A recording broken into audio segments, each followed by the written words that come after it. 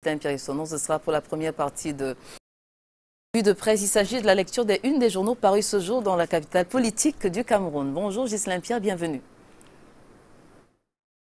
Sur le plateau du côté de la capitale économique Douala, j'ai dit bonjour à vous comme à nos millions de téléspectateurs, ceux du Cameroun et du monde entier qui sont chargés faute d'informations.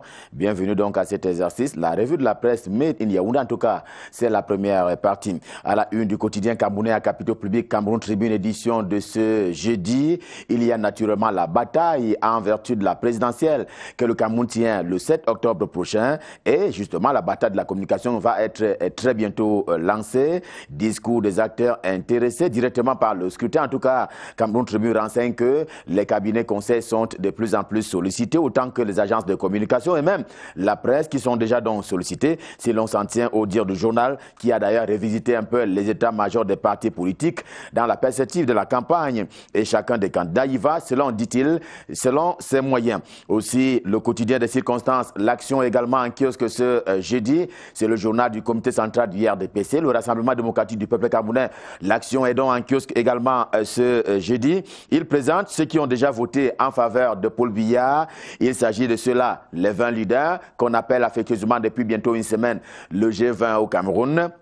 Il s'agit donc de ces leaders des partis politiques de l'opposition ayant opté pour la candidature de Paul Biya. Sur ce coup-là, l'éditorial de Christophe Mienzok dans la livraison de l'action de ce jeudi relève d'ailleurs, pour s'en féliciter, le gain qui est donc né de cette coalition, de ces ralliements des partis politiques de l'opposition en faveur du champion du RDPC, Paul Biya. S'agissant donc de la candidature de l'homme lion, l'espoir est donc tout à fait à entretenir. En tout cas, Breaking News, lui aussi qui participe de ce sujet de l'élection présidentielle du 7 octobre prochain, également en kiosque ce jeudi. Le journal qui nous parle donc certes de la présidentielle, mais sous le prisme des prétentions des candidats, dont certains noms de noms connus que par leur famille. En tout cas, c'est une information que relaie dans le journal, à savoir que tous les candidats à cette élection présidentielle ne sont pas connus les uns des autres. Et pourtant, ils sont de 28 qui sont déclarés au stade actuel des choses. Ils seront une dizaine manifestement à l'arrivée, indique Breaking News, relativement donc à la présidentielle du 7 octobre prochain. Et à ce propos encore, le journal de François Mboké, Diapason également en kiosque ce matin, qui est traditionnellement préoccupé par les questions économiques, aujourd'hui qui se meut sur le lit de la présidentielle et donc de la politique.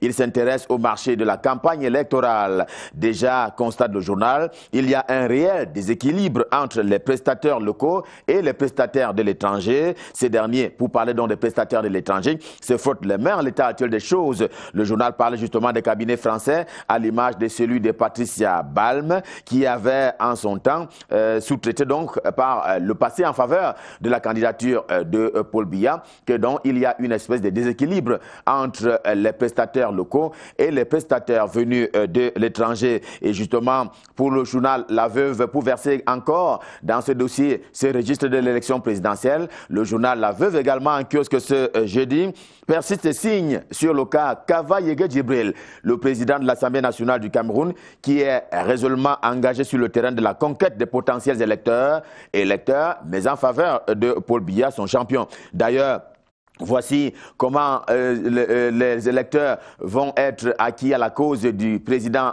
candidat. Si l'on s'en tient donc au journal L'Orphelin en kiosque également ce jeudi, le journal qui nous renseigne suffisamment sur le fait qu'il y a 1001 militants qui sont partis des partis politiques de l'opposition pour allier donc la cause du RDPC. C'est là sous le prisme et naturellement les bons auspices de Kava Yege Djibril qui se bat notamment à Tokombéré dans la région de l'extrême nord, pour faire donc rallier les militants, que dis-je, les Camerounais qui appartenaient jusque-là à des partis politiques de l'opposition, pour les faire donc rallier à la cause du candidat Paul Biya. Et justement, il indique qu'il y a 1001 militants qui ont démissionné des partis politiques pour rejoindre les rangs du RDPC. L'hebdomadaire Essingan est également en kiosque ce matin et révèle cette information on ne peut plus grave, à savoir que certains en voulaient précisément à la vie du chef de l'État. Ils étaient si proches de lui. Il parle de ces personnes-là qui font partie de ce qu'il appelle lui-même la garde rapprochée.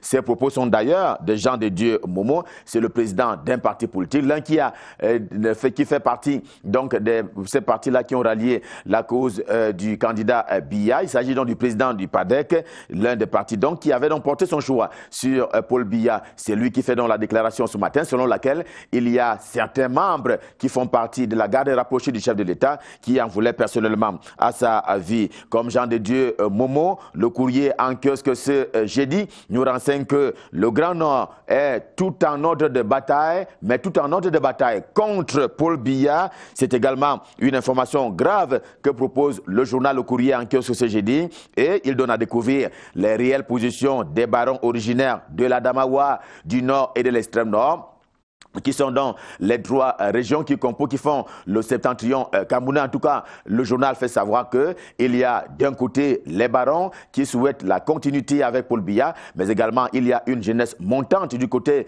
du septentrion camerounais qui appelle donc à un renouvellement de la classe politique tout court. D'où donc il y a là-bas au nord des personnes qui ne souhaitent plus que Paul Biya non seulement se porter candidat, mais qu'il continue naturellement à diriger le pays, qui aura donc intérêt à ce que le Grand Nord ne vote pas en faveur de Paul Biya. En tout cas, c'est une formulation en termes de questions qui est donc proposée ce matin par le quotidien L'Épervier, le journal de Léopold Clovis Noudjou, en kiosque également ce jeudi. Les classiques partis pour la continuité et la jeunesse montante qui veut une espèce de rupture.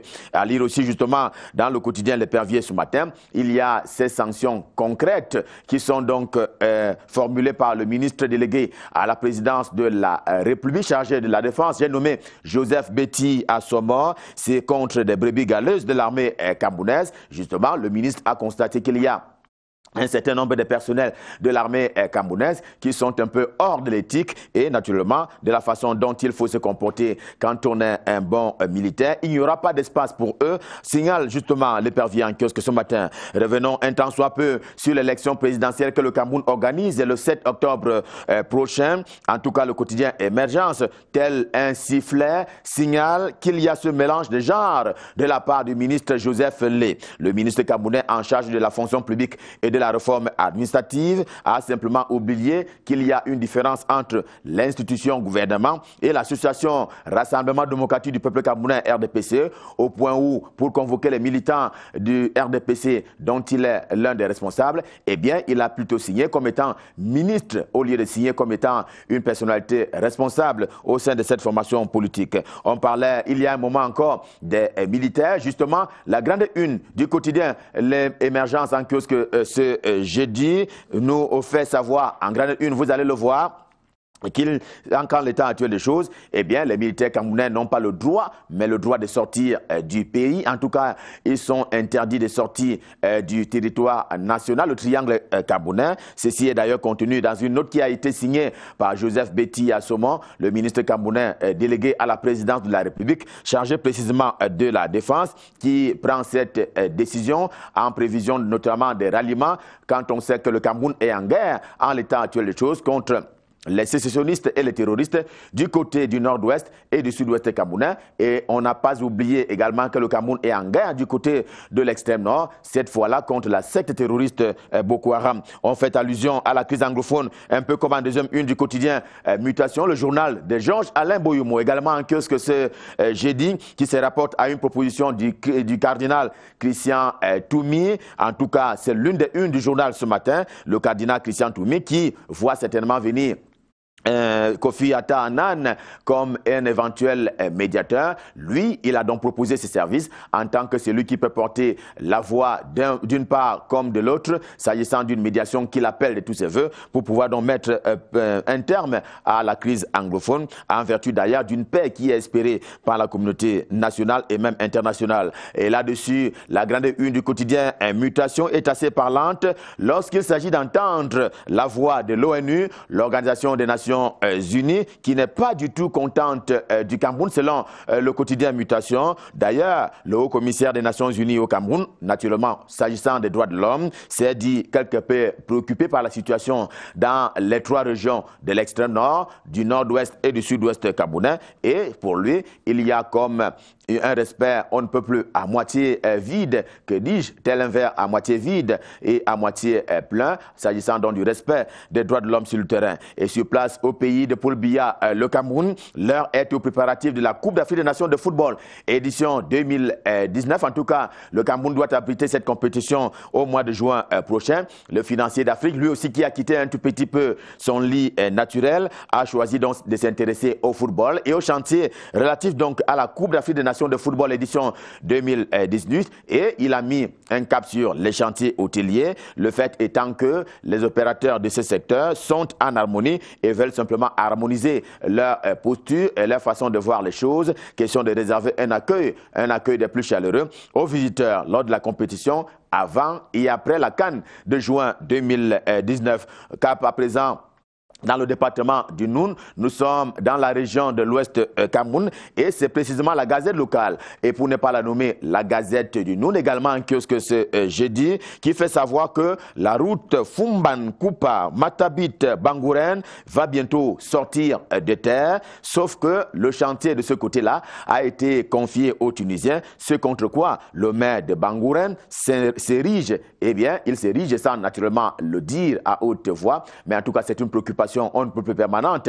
On parlait tout à l'heure des marchés liés à la présidence de la République, mais également les marchés liés à la construction des infrastructures routières au Cameroun qui sont assez souvent confiés aux étrangers. Cela ne fait pas les affaires, notamment des prestataires locaux. Et avec cette information qui sonne comme une alerte de la part des autorités municipales du côté de Bangouren, stop fin pour la revue de presse Made in Yaoundé édition de ce jeudi. On prend rendez-vous pour demain quand il sera à 7 h. Nous aurons toujours le cœur enflammé de joie. Question de vous servir. D'ici à là, comme d'habitude, je vous souhaite de passer d'excellents moments, toujours en compagnie des programmes de Canada international. Et en prenant rendez-vous pour demain, je repasse par Douala pour passer le pouvoir entre les mains de Patricia. C'est pour la suite et la fin de Canal Matin. C'est à vous, Patricia. C'est à vous, Douala. Pierre et Sono, demain sera notre jour. On va donc renouveler ce grand plaisir, celui de vous suivre dans le cadre de la revue de presse première partie, la revue des journaux parus dans la capitale politique du pays. Un bilan qui est lourd, mine de rien, c'est ce bilan des inondations à la suite des grandes averses hier dans la ville de Douala, dans la cité économique. On en parle juste après cette deuxième partie de la revue de presse. Avec vous, monsieur Mike Tipko, bonjour, bienvenue. Bonjour à vous, Patricia. Bonjour à Ghislain Pierre-Issono qui vient de me précéder à Yaoundé. Surtout, bonjour à tous ceux qui nous regardent ce matin. D'accord. Il pleut encore, mais ça ne nous a pas empêché d'être là ce matin. C'est tant mieux. Nous sommes là.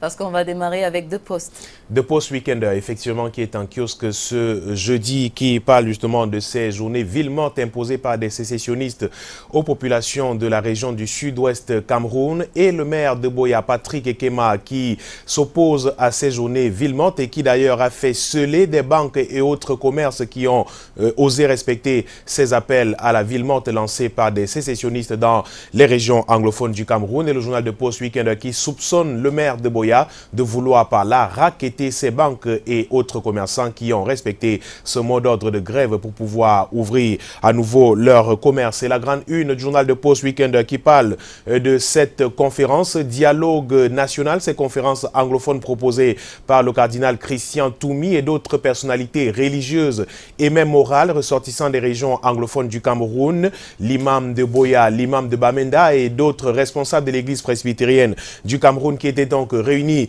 hier à Douala pour tenter justement de trouver des solutions à cette crise. Ces personnalités religieuses qui proposent justement une conférence anglophone pour sortir de la crise actuelle au Cameroun. Et c'est l'information qui fait la une du quotidien La Nouvelle Expression qui est en kiosque aujourd'hui. Une conférence anglophone convoquée pour le nord-ouest et le sud-ouest du pays. L'initiative de l'archevêque l'archevêque émérite de Douala, Monseigneur le cardinal Christian Toumi, qui était donc réuni hier ici à la cathédrale même de la métropole économique du Cameroun. Autour de lui, le révérend pasteur Babila Georges Fochan de l'église presbytérienne du Cameroun, l'imam Toukou Mohamed Adamou de la mosquée centrale de Bamenda et le chef imam Aladji Mohamed Aboubakar de la mosquée centrale de Boya.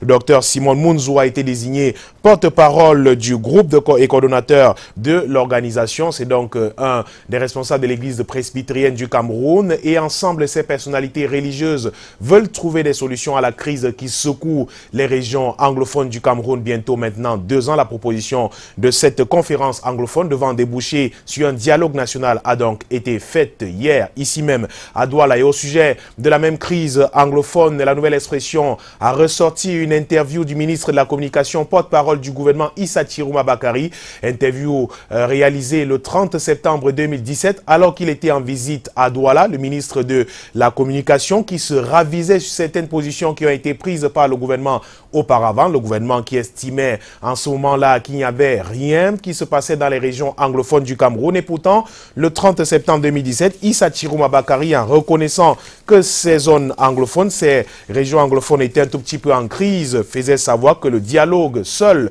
peut permettre de résoudre la crise anglophone. Une interview qui reste donc dans l'actualité brûlante vécue ces derniers jours dans les régions anglophones du Cameroun, ressortie justement par le quotidien La Nouvelle Expression, entretien réalisé par Edmond Kamgia en ces temps-là. Et au pied de une du journal, La Nouvelle Expression reste dans le sud-ouest du pays, à Boya précisément, à Limbe notamment, où on observe des éboulements de terrain depuis quelques jours liés à la grande pluie qui s'abat sur cette localité, à Limbe précisément. Depuis lors, on a enregistré un bilan lourd à la suite des éboulements de terrain. 3 nouveaux corps ont été trouvés à la suite des fouilles organisées par la communauté urbaine de Limbe et des riverains dans la journée d'hier, mercredi 25 juillet 2018. Et le journal Mediafrique 24 qui en parle également à son pied de une aujourd'hui et nous rapporte des noyades en cascade à Limbe. Le gouverneur de la région du sud-ouest, Bernard Okalia Bilay, qui était sur le terrain et qui a personnellement supervisé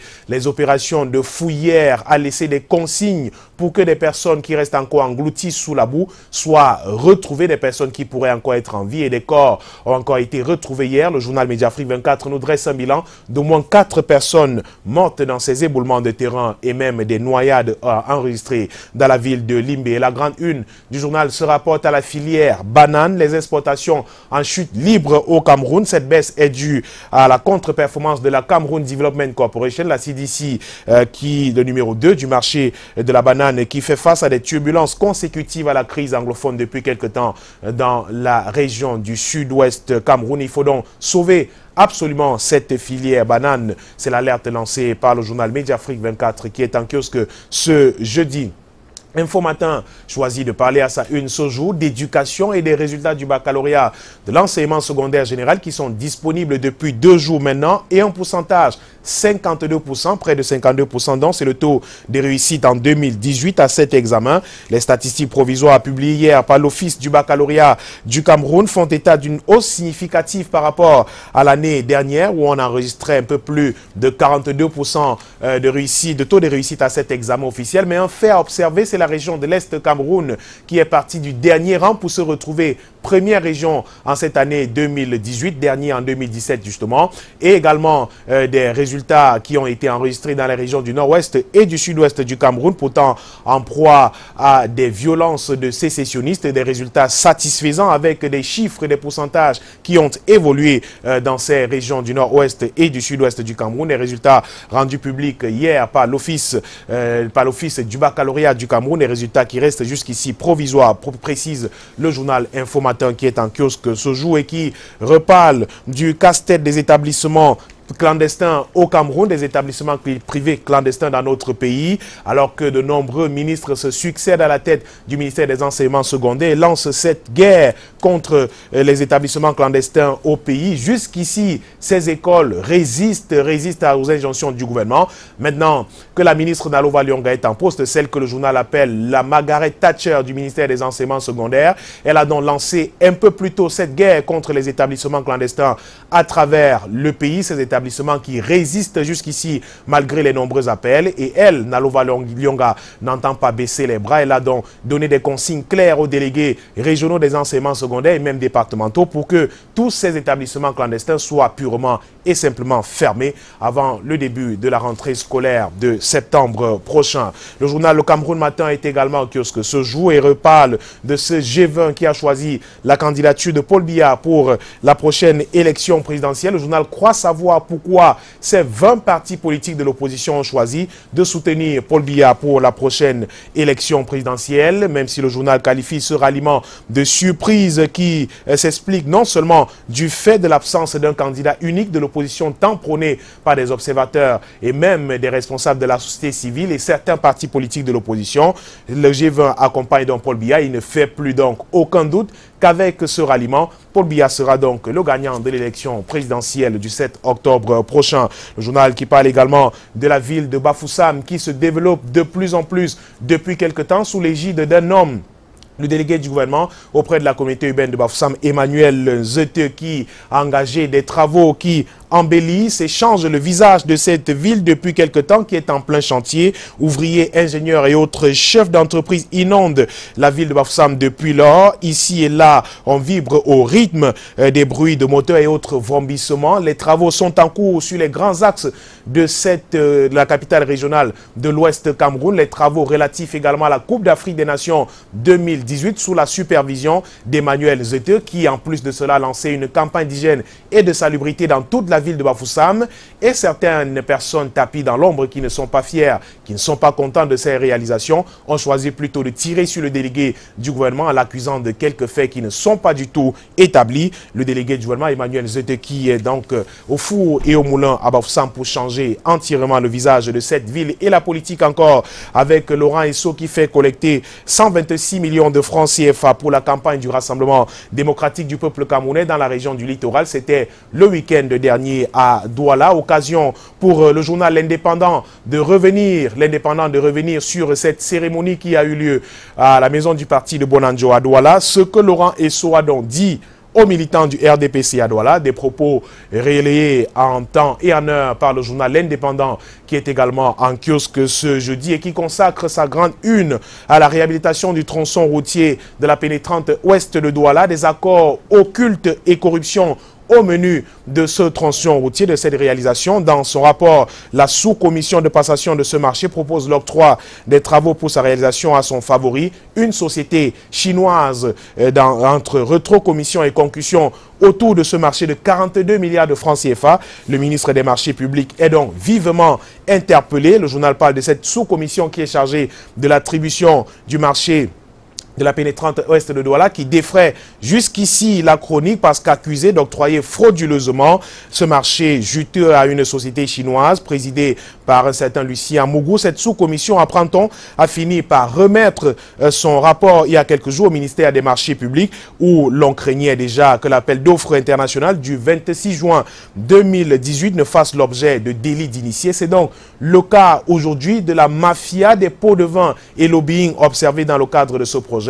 Écrit le journal L'Indépendant qui revient en détail sur la réhabilitation de ce tronçon routier et interpelle le ministre des Marchés publics dont l'arbitrage est attendu pour dire toute la vérité sur ce marché d'environ 42 milliards de francs CFA où corruption, détournement de fonds publics également serait donc au menu. C'est à découvrir à la une du journal L'Indépendant de ce jeudi et c'est avec lui que nous terminons cette deuxième partie de la revue de presse de jeudi à Douala. Patricia.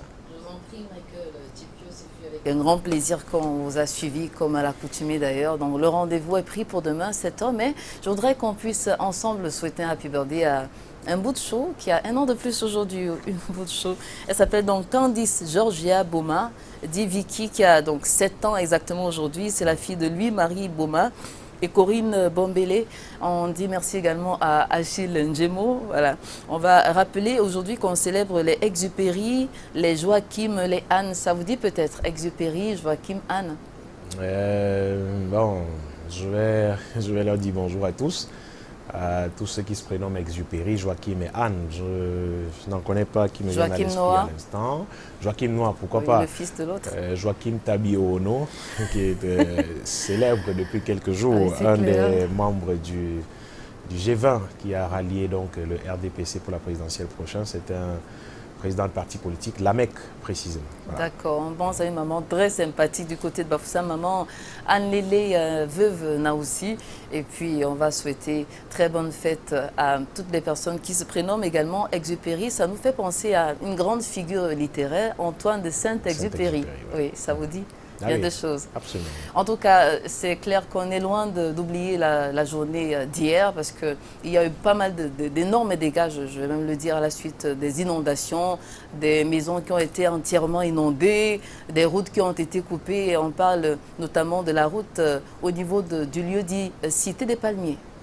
Oui, oui, voilà. En plus de la route au lieu dit Cité des Palmiers, les habitants de la cité, ou alors ceux qui sont à partir de PK9 jusqu'à PK30 quelque chose ont vécu un calvaire. Hein. Tout à fait. Ont vécu un calvaire depuis hier. En plus de cette route, il y a celle située au niveau de Kojefa, c'est-à-dire sur l'axe Douala-Yaoundé carrément, qui est coupée en deux en ce moment même où nous parlons, depuis hier après-midi à la suite de cette pluie et des inondations enregistrées à Douala, où des domiciles ont été carrément engloutis, pas seulement inondés par les eaux, engloutis dans des quartiers comme Bonabéry par exemple. C'est quelque chose quand même d'incroyable qu'on a vécu hier avec cette route coupée, Patricia. Impossible à l'heure qu'il est, à l'heure où nous parlons, de rallier Douala-Yaoundé en passant par là. Une voie de contournement a certes été trouvée pour essayer de dévier ces embouteillages, ces bouchons énormes, les embouteillages terribles qu'on a vécu depuis hier soir, mais jusqu'ici aucune solution trouvée pour cela. Et pourtant, une chose est claire, c'est qu'on a vu les choses venir. Hein. Cette route qui avait en contrebas un simple conteneur, on ne comprend pas où nos autorités ont justement appris qu'on faisait les routes désormais avec des conteneurs, un conteneur qui a été posé là depuis de nombreuses années et depuis de nombreux mois.